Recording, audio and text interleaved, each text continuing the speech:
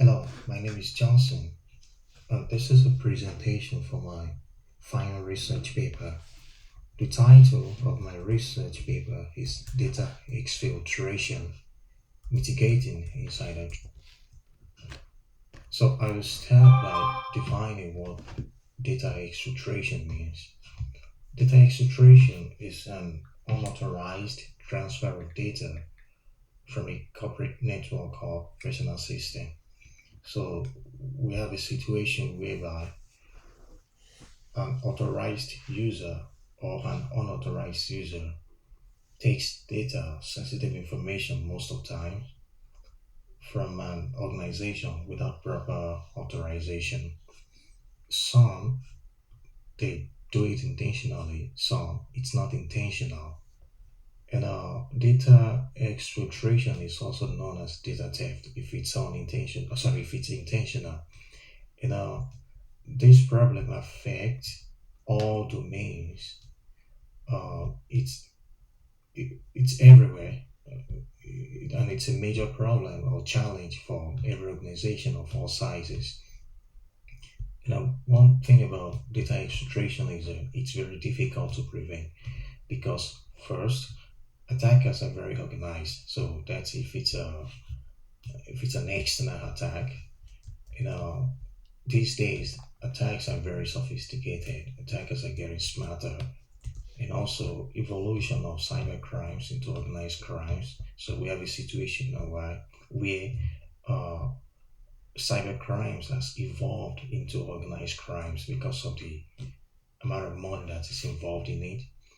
And also why the reason why it's difficult to prevent data exfiltration is most are carried out by trusted employees. These are insiders. These are the people that are trusted with the organizational systems and information. So they have the know-how of how the system is set up internally, and they can easily go in there and leverage their insider knowledge to steal data, sensitive data most of the time from the organization. So I will talk about the business impact of this problem. First, there will be loss of confidentiality. What that means is that if sensitive information is being stolen from an organization, and if that involves their clients' information, personal information, and if it's released to the public, there could be loss of confidentiality in the organization's ability to maintain to protect those clients' information, and the public can lose confidence also in the organization. Also, if clients lose confidentiality, sorry, they lose confidence in the organization, that could really result in clients not really want to do business with the organization again, and that could result in loss of funds for the organization. And depending on the size of the organization, it can ultimately result into potential extinction of the organization, whereby they cease to do business completely. So, who are the threat actors? Who are the ones that mostly carry out these action? We have a malicious insider, like I mentioned before. Uh, these are the people that are already inside the organization, the employees. They have an inside knowledge of the layout of the uh, systems inside, so they can leverage their insider knowledge to commit this crime. And also, there are cyber criminals. Those are from the outside, the hackers. There is activists, script kiddies, and there is advanced persistent threat (APT). Those are the threat actors that are being sponsored by nation state, and that's the most. They are the most powerful of all the threat actors that commit this kind of a crime. So what are the attack vectors? So by attack vectors, I mean what are the things that the threat actors can leverage to succeed in exfiltrating data from an organization. Your file share, you have a situation where uh, files are shared by employees. So that's an opportunity for attackers to come in and exfiltrate data from an organization. Um, threat actors can also use removable media, which is the main focus of this research. There is printers. Printers is an attack vector that can be exploited to carry out this hack.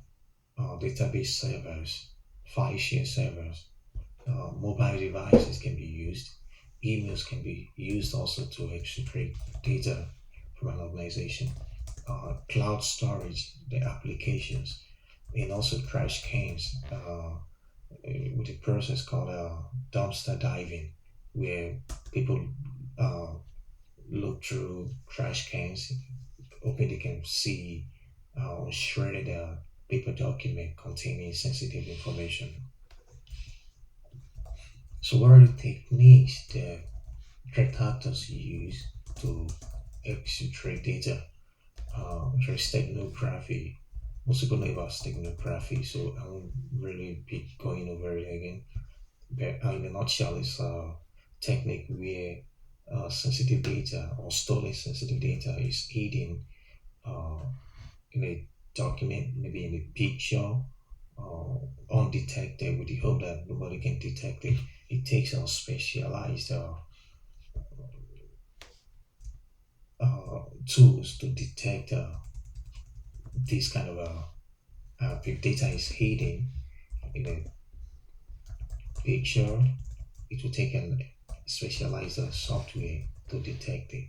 Also, there is packet snifing. Malware infections can be used to exfiltrate data where systems are infected by malware, and this malware can be controlled by an attacker somewhere else remotely, sending data or stolen data to the attacker. There's an encryption technique where when the systems are infected and attackers we try to encrypt the stolen data before extracting it to avoid them being detected when they are uh, exiting the internet network. Like I mentioned before, there is dumpster diving where they are looking to trash cans, looking for sensitive, looking for paper document that contains sensitive information. There is shoulder surfing, whereby somebody stands behind a user, a legitimate user, and looking at what they're doing on their system or on their phone. This can happen anywhere. It could be in the office, it could be outside, especially when people are working remotely. There is also theft of physical systems containing sensitive information. So attackers can, even malicious insiders, they can resolve into stealing physical systems that contain sensitive information with the help of taking this information from the system if they have access to open it. There's also email. Uh, there are situations where this is most common with malicious insiders, where they send sensitive information via email uh, from the company to wherever they want to send it to. So some of the detection techniques and tools that are existing is installation of data loss prevention solutions, DLPS. So the way this works is they at the border of the internet network, uh, organizations installing some software to detect exfiltration of sensitive data. So, for instance, some organizations they have a pattern matching, like if that would detect if it's sensitive information like social security number is being exfiltrated. If it's not encrypted, that's just one limitation of this technique. Because if data is encrypted, there is no way this DLP can detect that data. Uh, Also, TLS decryptors. Just is a it's an upgrade on DLPS where even encrypted data attempt to decrypt the encrypted data before it leaves the internal network. Uh, this is very complicated to explain. It's very technical, and not many organizations are using this because of it's resource consuming, and there are so many complications to it. There are some existing prevention techniques against data exfiltration. One is hashing. Uh, so by hashing, organizations hash their sensitive data, and they compare the hash to see if it's been tampered with. There's encryption. Organizations encrypt their sensitive data as well, just to make sure uh, the people looking at it don't even recognize it. They can tell if it's a sensitive information or not. Another one is that the LPS data loss prevention system I mentioned earlier. There is anti-malware solutions. Organizations deploy these to prevent attackers or unauthorized users to infect their systems with malware that can be used later to send out sensitive data to a remote attacker. There's application whitelisting and blacklisting, whereby organization forbids users to install unauthorized application on their systems without proper authorization. There's website whitelisting, blacklisting. So organizations, they have a list of a website here employees can visit, and they have some that they can visit just to make sure that malware are not downloaded onto their systems or onto their internet network. And also, another prevention technique is a restriction of administrative privilege to sensitive information data. So, what organizations normally do is only people with administrative privilege are allowed to access sensitive information and data.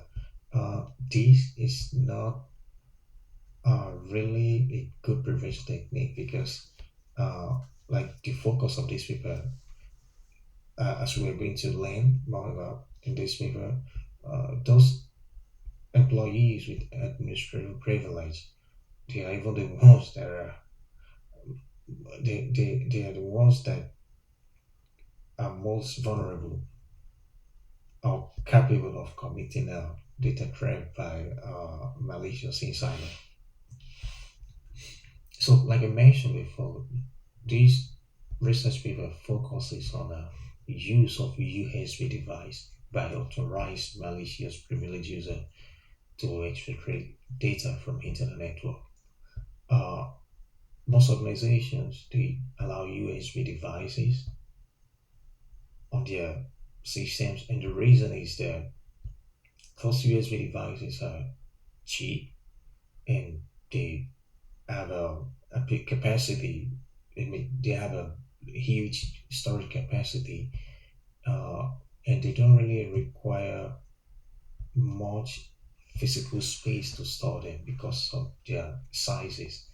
So, and this comes with it comes with the threat of these devices being used to steal data from internet network. Uh, in the past, there have been some related works trying to solve this problem, the use of USB to exfiltrate data by an insider. In 2009, Galileo and uh, et they came up with a solution called a frame ASIDD, a framework for detecting sensitive data exfiltration by an insider attacker. The link is here. If you have time, you can look at it. It's on the internet. Also, in 2013, our syllabus and al. From Canadian Mellon University in Pittsburgh, they came up with an idea that is kind of similar to my own proposed solution, but it also has its own limitations, which I highlighted in my research paper, my written paper. And also in 2011, Kenneth Branchick and Gabriel Kenita came up with an idea that is it's a very good idea. It's a very good solution, but it also has its own limitations as well. So my proposed hypothesis so is something called a protod USB use PSS. So what that means is that using of USB device on any internal systems has to be authorized and monitored live. So that's the whole idea about this proctored USB use. So you have a situation where an authorized user inserts the the USB device. Immediately when they insert the USB device, it, another employee who has been selected as a part of a pre-selected employees will receive an alert to authorize that user who wants to use the USB device on the network. And if the authorization goes through, then the proctor will have access to monitor the user's activity on that system on the system while they're using the USB. And after the user has completed their use of USB when they're done, a log of their activity will be sent to another pre-selected user who is going to look at the log of their activities and verify if everything was okay, if no sensitive data was stolen, if there was no malicious activity there, and if everything is okay, that user is another user will now send a summary of the USB user's activity on that system to a central uh, login system. So the idea of using two separate employees, one for authorization and monitoring, and another for log review, is to avoid a collision because I was thinking about a situation where the USB user and the proctor, the proctor employee can they collide, they commit fraud, so they can really hide it, the activity. But having another user to monitor the log or to review the log of the USB user activity kind of eliminate that possibility. Although there is nothing perfect, but to some extent, it will eliminate the possibility of collision. So, like I mentioned, the way it's being implemented is that you have a practice user, sorry, you have a USB user who has to be authenticated, authorized to use that USB device, and you have a proctor who is going to monitor that user session, and you also have another employee who is going to receive the log of that USB user's session and send a summary of of that user section activity to a central login system. So, in conclusion, and talking about my future work on this, uh, in future I plan to gather empirical evidence and the way I'm going to carry this out is by deploying my proposed hypothesis uh, with other solutions out there and see how much of a data exfiltration they can prevent. So my thing is my existing solutions like the related ones, they offer detection control.